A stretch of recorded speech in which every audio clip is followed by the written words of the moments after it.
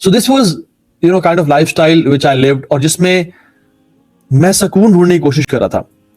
I went into gang fights, I went into traveling, I went into a lifestyle جس میں بس گھومنا پھرنا تھا. ہر طرح کی ایکٹیویٹی, ہر طرح کے ماحول کو میں ایکسپیرینس کرنا چاہ رہا تھا کہ کسی میں تو مجھے سکون مل جائے.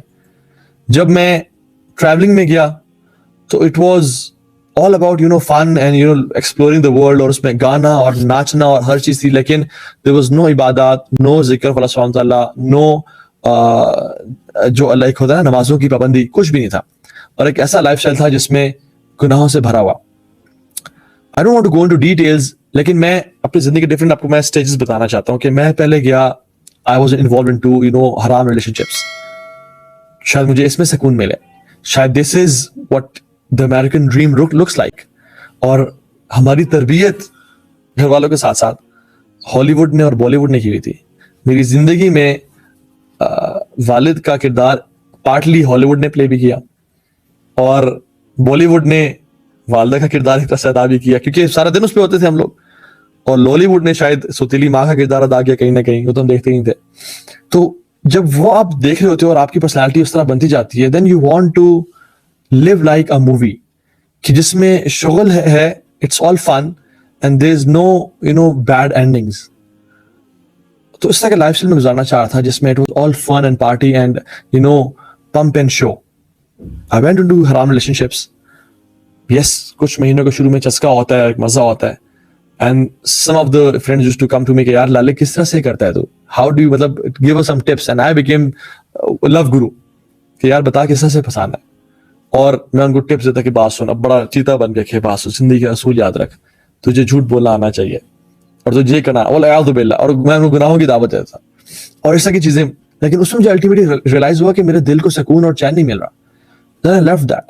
I came into biking, اور میں نے ہیوی بائک پرچیز کر لیے, and I went to traveling all over Pakistan. گھومنا پھرنا سب کچھ تھا. Yes, جب آپ جاتے ہو کچھ مزہ آتا ہے, لیکن الٹیمیٹلی it gets boring. پھر میں نے پارٹیز ٹرائی کی جس میں کچھ فیملی فرینڈس کے ساتھ, کچھ دوستوں کے ساتھ. آئی واز انٹو پارٹیز, اور ایک ایسا لائف اسٹائل جس میں بس آپ ہیڈ بینگنگ کر رہے ہیں, ناچ رہے ہیں, گا رہے ہیں, اور اس کی لائف اسٹائل گزار رہے ہیں جس میں سب کچھ ہے. اینڈ آئی تھاٹ کہ شاید اس چیز سے مجھے مزہ آئے گا. یہ شروع میں کچھ ایک آپ کو ایک اس میں ڈوپامین ملتا ہے اور آپ کو ایک مزہ آتا ہے, لیکن الٹیمیٹلی اٹ گیٹس بورنگ. آپ بیزار محسوس کرتے ہیں کہ دس از نتھنگ یار, this is very shallow life. Then I went to gang fights. I thought کہ یار اس سب میں کچھ نہیں رکھا, let's have boys around us and let's have کچھ ایسی لائف گزارتے ہیں جس میں آپ پھٹے کریں اور یہ وہ کریں. لیکن اس میں بھی وہ بھی کچھ تھوڑا عرصہ گزارا, اور اس میں بھی انفارچونیٹلی کچھ ایسے کام بھی کیے جس میں آج تک پچھتاتا ہوں. اللہ تعالیٰ گناہوں کو معاف فرمائے, لیکن اس میں بھی کچھ نہیں رکھا تھا. اینڈ سبحان اللہ, یہ کرتے کرتے لائف became so monotonous کہ ہوتا یہ تھا کہ یا اللہ میں دعا کرتا تھا کبھی کبھی, یا اللہ لائف میں کچھ ایسا ٹائم بھی آئے جس میں میرے پہ کوئی مشکلات آئیں تاکہ یہ جو شغل والی لائف زندگی ہے یہ ختم ہو اور تھوڑا سا ڈفرینس آئے لائف میں. اور ایک اور بات بتاؤں آپ کو, جب میں گناہوں میں بہت ڈیپ گیا ہوں نا, تو اللہ تعالیٰ نے مجھ پہ کوئی نہ کوئی مصیبت اور پریشانی لازمی لائی ہے. یا تو کبھی کوئی ایکسیڈنٹ, یا کبھی کوئی بیماری, یا کبھی فیملی میں سے کسی کا لاس, کسی کی وفات, یا کبھی کچھ ایسی چیز, کوئی بریک اپ, کوئی ایسی چیز جس میں I had to turn back to اللہ سبحانہ وتعالیٰ. اس ایکسٹریم پہ جا رہے تھے کہ جس میں کچھ پتہ نہیں تھا کہ کل کو کیا ہو جائے گا. اور جس فیلڈ میں بھی جا رہے تھے نا, سکون اور چین کا نام نہیں تھا. حالانکہ I had الحمدللہ اللہ تعالیٰ کے فضل سے everything in my life. اور وہ زندگی جو میں نے ہمیشہ امیجن کی تھی کہ یا اللہ مجھے یہ چاہیے اپنی لائف میں, I had each and everything. money, car, ایک گناہوں کی زندگی which is girl friends, parties, اچھے دوست, اچھی کمپنی, کوئی کسی کو ٹینشن نہیں, ہیلتھ, I had everything.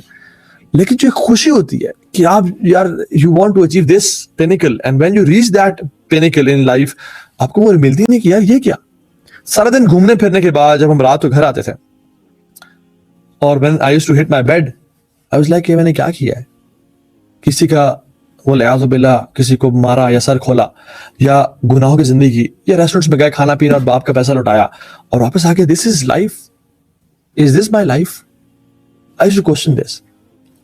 اور میری زندگی کو نا بہت سارے انسیڈنٹس نے چینج کیا, لیکن مینلی تین انسیڈنٹس نے بہت افیکٹ کیا. Number 1, I was in Multan, اور ملتان میں ہی میں اس جگہ سے ایون جب میں ملتان میں تھا میں گزرا بھی صحیح, and I so that place سبحان اللہ, جہاں پہ کنسرٹ ہو رہا تھا. اور اس کنسرٹ میں ہم کچھ دوست گئے ہوئے تھے, and we were partying and we were dancing and we were مطلب جانوری طرح ناچ رہے تھے. اور وہ بیچ میں مغرب کی نماز بھی آئی اور مغرب کی نماز بھی گزر گئی, اور ہم ناچنا گانا اور وہ ایک عجیب سا ایک ماحول تھا. ہم لوگ مزہ انجوائے کر رہے تھے, اس میں مزہ آ رہا تھا اور سب کچھ, اور جس میں شاؤٹ آؤٹس بھی ہو رہی تھیں, لوگ آ کے اناؤنسمنٹس کر رہے تھے, ڈفرینٹ باتیں ہو رہی تھی گانوں کے بیچ میں پازز میں. ایک شخص آئے اور انہوں نے کہا کہ میں ایک اناؤنسمنٹ کرنا چاہتا ہوں. میں کہا ٹھیک ہے آئیں, کچھ کہنا چاہتے ہوں کہ last song was you know amazing and it blew us away, اور اس کی بات کرنا چاہتے ہوں گے.